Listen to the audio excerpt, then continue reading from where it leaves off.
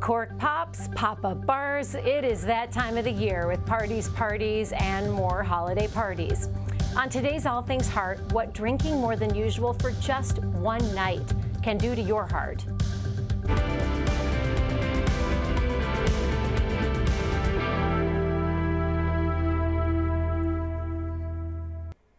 Good morning, I'm Alexis Del Cid. Welcome to All Things Heart. Eggnog, boozy hot chocolates, Grinch cocktails, peppermint espresso martinis, Christmas margaritas. Who's thirsty? The list goes on and on. Festive drinks made for the holidays are everywhere. Cardiologists have their own name, though, for what can happen to some of us this time of year from all those yummy cocktails. Holiday heart. And this one is not so festive.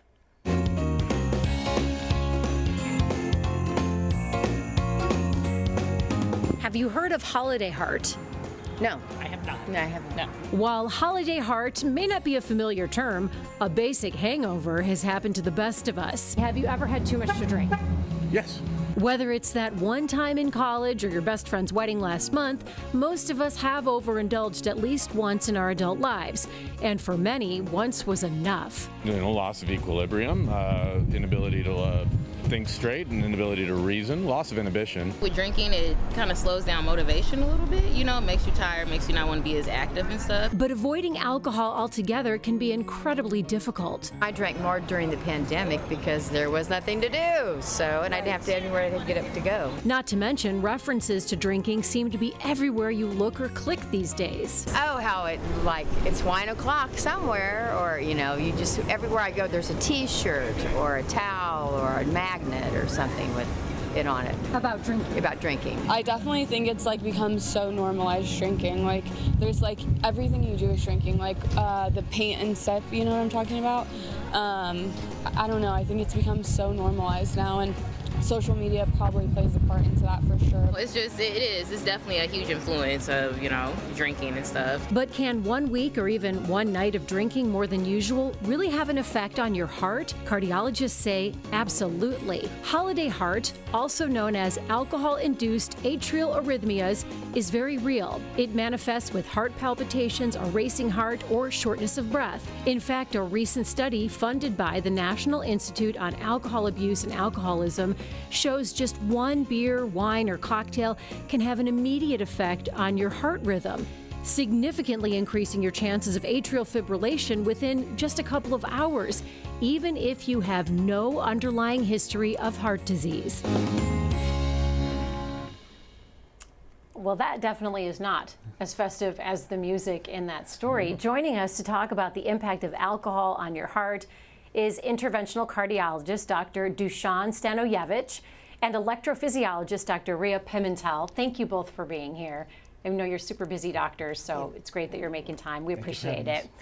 Dr. Pimentel, holiday heart is really another name for something very complicated sounding to non-medical people. It's alcohol-induced atrial arrhythmias, not as catchy as holiday heart. How would you explain what that is to someone without a medical degree?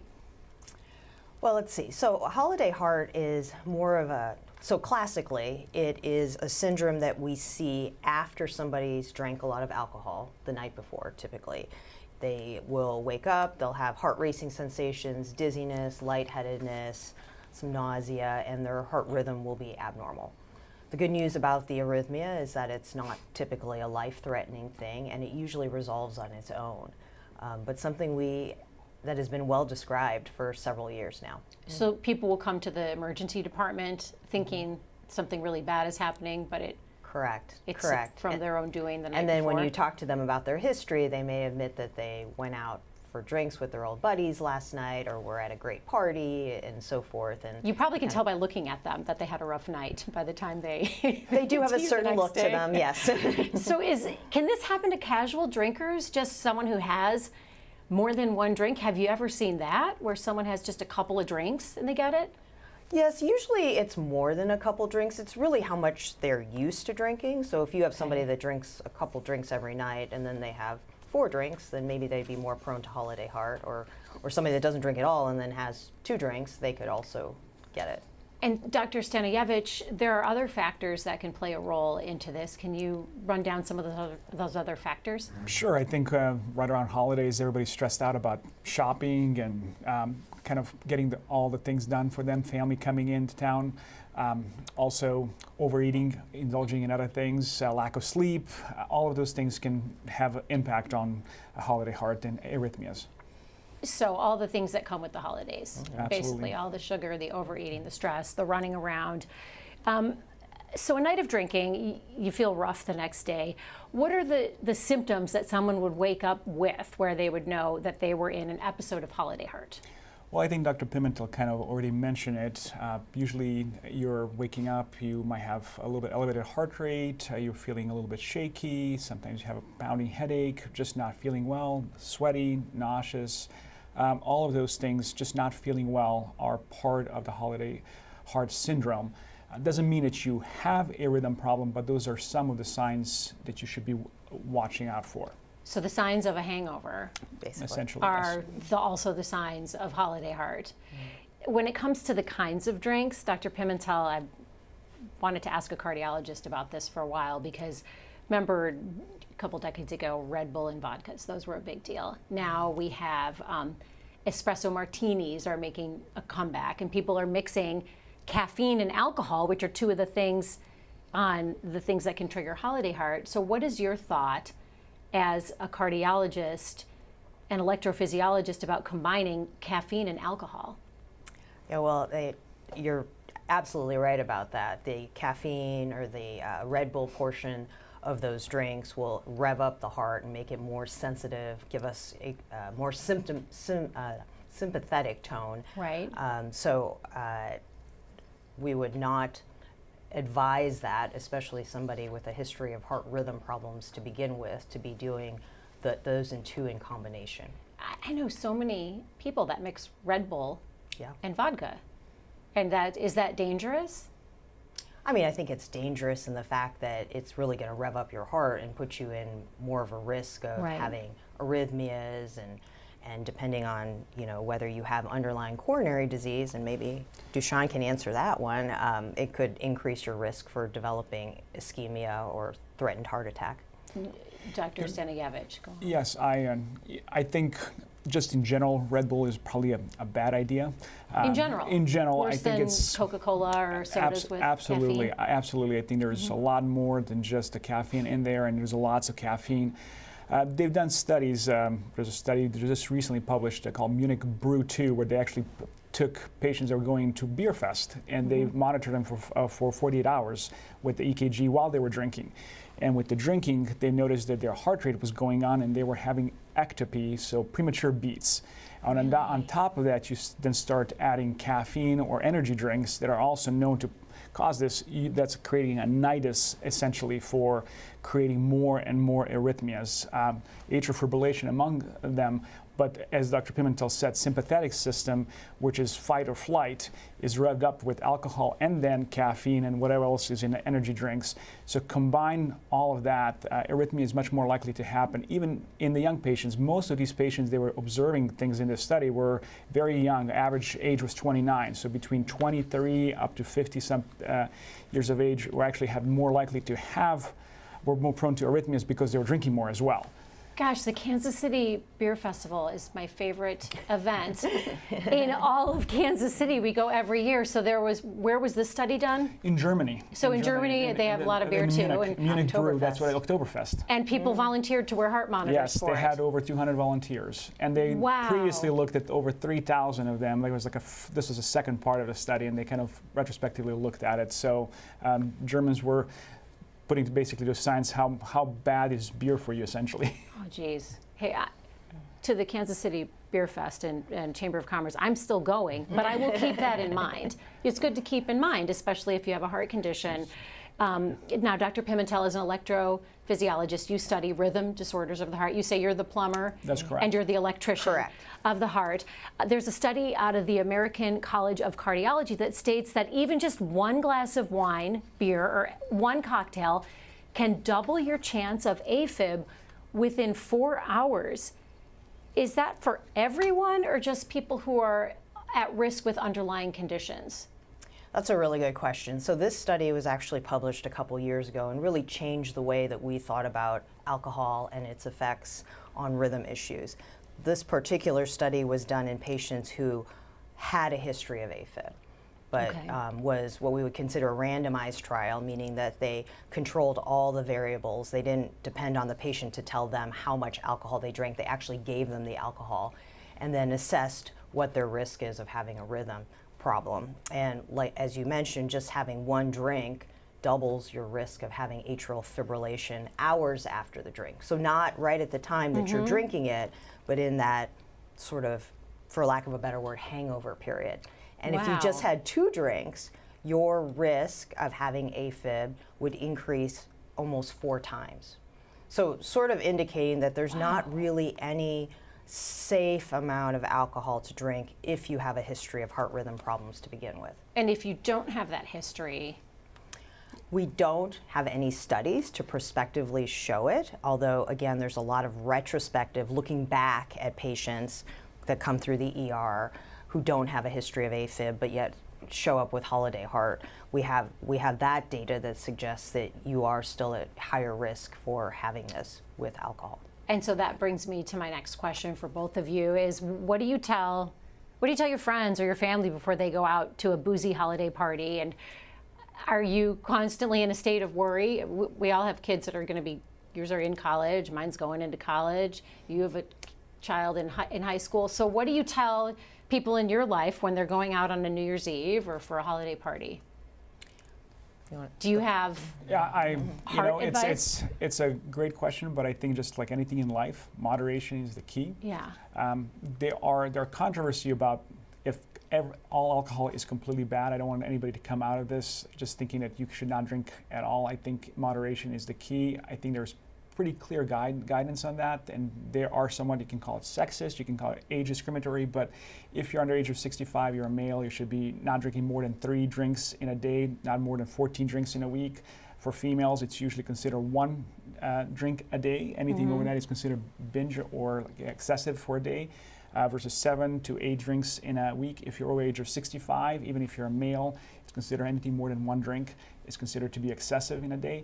So again, those are recommendations. There is a French paradox that is well known and advertised in alcohol industry because the French live longer despite smoking a lot and maybe not eating as healthy because they think it was attributed to wine. It's controversial, but it is known that there is some moderate amount of alcohol might be beneficial as well to the heart overall, but the types of drinks are important. We talked already about caffeine and mixed drinks versus wine or beer that might be less toxic to a certain extent. And I think also hydrating beforehand and during. So I always tell my patients, if you're planning on going out and having a really great time, every drink of alcohol should be followed by a glass of water. I think that helps. It's a good rule. 2 ways, it kind of fills you up, plus on top of it, you avoid the dehydrating effects of alcohol. Alcohol is a diuretic. It makes you go to the bathroom. So even though you're taking in fluid, if it's alcohol, you're actually putting out more than you're taking in. And that sort of also contributes to this holiday heart and the sensation of a hangover afterwards. This is just a personal, I've always wondered this, when a cardiologist is at a holiday party, is it hard to unwind with a glass of wine because you're thinking about the effects of the wine? Can you ever unwind and just have a glass of wine, or are you worried Absolutely. about? Yes. Okay. Absolutely. So it doesn't get in the way of things. No, definitely not.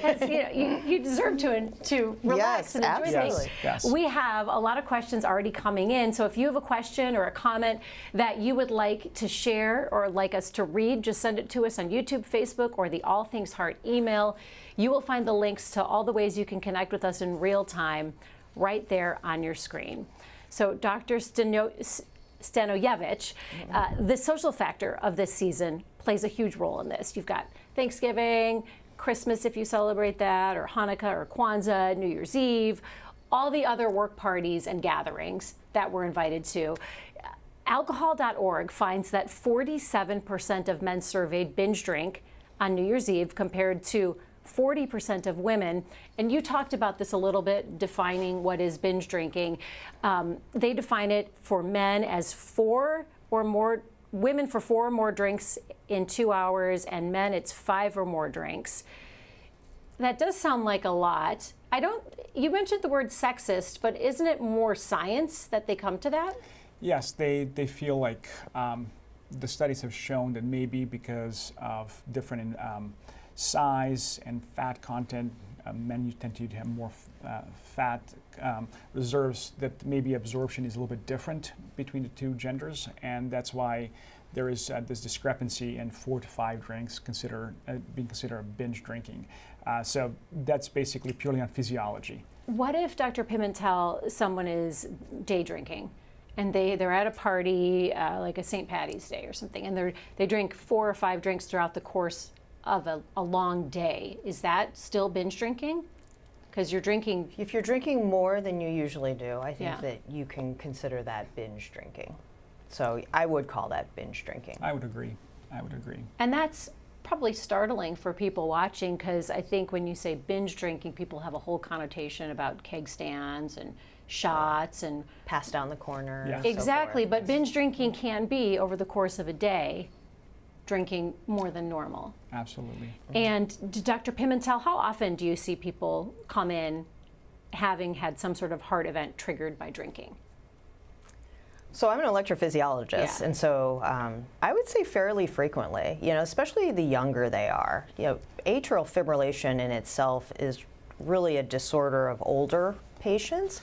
So when you see the 25-year-old, the 30-year-old that shows up in the ER with AFib, you got to be thinking to yourself that there's something else going on. And we often see them in follow-up in the clinics and talk to them about, hey, you need to cut down on the drinking, stop with the binge drinking, and sometimes that's enough to really kind of tamp down those future AFib events. To scare enough to Scare them too, yes. Which is yes. fear is a powerful motivator. It absolutely is. Dr. Stanoyevich, you're nodding your head. Yes, you see that as well. Yes, I think younger patients, which is surprising, as Dr. Pimentel said, atrial fibrillation usually older population disease, but very young patients after a night of partying, sometimes vacationing, going to all-inclusive resorts. For spring break or something. Spring break. Actually, I see a lot in the 40-plus-year-old, 40 to 50-year-olds, especially guys that went on a buddy trip for college, like a reunion, and they thought that they were back in their 20s reliving their life, and they come back with the atrial fibrillation symptoms. So you have to be very careful about that. We also talked about overeating can be a cause of holiday heart. Can eating a ton of sugar, a lot of cookies and sweet things, can that trigger a heart pounding event? I suppose possibly. I think just overeating or overindulging in everything is a problem, but I think it just creates more stress in a combination with alcohol, with holiday stress that we talked about. I think all together definitely can cause it issues. Have you seen sugar-induced heart rhythm problems or episodes? Not alone, right? They have to have something else, like the alcohol on top of it. The sugar is going to rev up your heart. It's going to give you that sympathetic flight or fight response. When you say sympathetic response, you mean the fluttering yes, and yes. the jittery, Yes. the jitters. So you add that to the alcohol, and it's bad combination. Well, and then we have the double whammy. In some drinks, there's caffeine, lots of sugar. In any of those signature holiday drinks, there's going to be a lot of sugar, and you have the alcohol. What would be your advice for someone who already has high cholesterol and they're going out for a night? Does your having high cholesterol also affect how you metabolize things? Probably. I don't think so. I think Okay. just in general, being cognizant that, as we mentioned, some of the studies, even patients that have not had any issue before can trigger some of these symptoms and these arrhythmias. If you're prone and you have some cardiac conditions, and Dr. Pimentel mentioned one of the studies, it's very much more likely that you would have arrhythmias, so you have to be cognizant. So if you already have some underlying cardiovascular issues, you certainly have to be more cognizant of that, but doesn't mean that people that don't have any excuse for going all out. Would your advice be don't drink, or just be very cognizant? I don't think not drinking, we kind of heard your intro, people drink, and I think moderation is the key and for everything, including food, holidays, and just hydration, pacing yourself, and again, kind of following some of the guidelines we talked about, I think would be a reasonable thing. But expecting people not to drink is not what we're proposing. As you heard, we enjoy a good glass of wine. Trying to be realistic. Yes. Trying to be realistic. Realistic, allowing people to still participate and have fun. You know, I sometimes will tell my patients, eat beforehand. Right. Oh, Because some of the okay. things that, you know, you come, you're really hungry, you're super excited to be with your friends. Next thing you know, there's plates of cookies and stuff going around. That's all you're having for dinner. If you eat a little bit beforehand, you know, some of that is the hunger part of it is taken Actually, out. I've heard that advice from doctors before to never go to a holiday party hungry. Yes. Even if you know there's going to be food, you Yes. should have something safe beforehand. Protein. Some sort of protein. Protein, yes. Okay. And another question about the stress, which is, as you talked about, a huge part of this. Do you have any tips for people who are watching this, and maybe they're not big drinkers, but they already can feel their heart fluttering thinking of all the family members that are about to arrive at their house? And it's not just the stress of preparing for them, it's the conversations around the table and all the dynamics of the personalities. As cardiologists, I'll start with you, Dr. Stanojevic. What's your advice for people who already know they're going into a stressful situation? Well, I think you have to relax and kind of realize that you cannot create a perfect holiday. I think you don't want to be on Norman Rockwell and try to recreate something that's just kind of out in the movies. You probably need to do something more realistic and just try to decompress and enjoy family, even if it's not perfect. The conversation, everything else, it's just part of holidays, and you take it. I think that's why a lot of people go to alcohol, trying to Take the edge off? Yeah. Which can have a double-edged sword. But stress, just like we talked about alcohol causing the sympathetic drive up, like just fear, increasing the heart rate, the same thing can happen with the stress. So you're kind of substituting one for the other. But just be realistic that not everything has to be perfect, and just take it what it is. Just time with the family and enjoy it. And you're good at that, Dr. Pimentel. You're talking about you have plans with your girls, and you have one girl that's more type A, and the other girl, you just go with the flow. I try and go with the flow. At my core, I'm very much type A, and I like to plan. Okay. And so what I would say is absolutely don't have high expectations, but also plan for those conversations. Try and plan. If you don't want to talk to Uncle Paul about his political beliefs, then know that you have some way of getting out of it, or somebody that can help you with that kind of stuff. Chugging the wine is not a good way to deal with chugging the wine Uncle is not Paul. the way to do that. Yes. Can you treat holiday heart quickly? When you see someone in your clinic space and they have holiday heart, what do you tell them? Well, depending on how badly they're feeling, it's usually symptom control. So most of these patients are dehydrated. So we give them fluids, IV fluids, if necessary, and try and basically treat a hangover, right? So ibuprofen, just a lot of rest and some protein and things like that. Get them something to eat and so forth. It's a pretty, like I said, a pretty benign disorder. It doesn't feel good, but I would say about 95% of the episodes will resolve on their own within 24 hours. Which is reassuring. Very much so. For people who feel like they're in it. We do have questions coming in from our viewers, so I want to get to those, and I want to start with Jamie. Jamie writes, sometimes my heart races when I drink. How do I know if I have to go to the emergency department or just wait it out? Does she need to go to the ED when her heart races when she drinks? If that's her only symptom, and I guess I would challenge to ask how fast, because if your heart races and it's going 200 beats a minute, then definitely you need to go to the emergency room. But if it just feels like it's going fast, then I think that's just your body's clue to say, you've had enough, get some water or something else to drink other than alcohol. You mentioned protein a few times. Is protein better to eat than carbs when you're... I think so, because you don't have that rise and fall in sugar that you would with protein, so that kind of stabilizes your levels. Sean Curry has a question.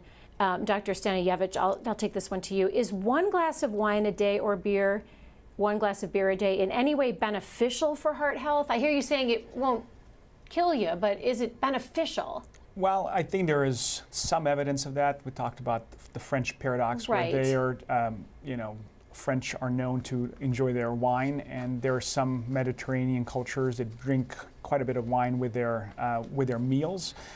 So I think moderation of alcohol, so one glass of wine or beer certainly has shown some cardiovascular benefits and kind of increased longevity of patients' life expectancy.